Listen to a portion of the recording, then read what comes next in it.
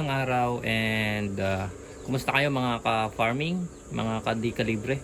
So, magsosort tayo ngayon ng ating mga na-harvest na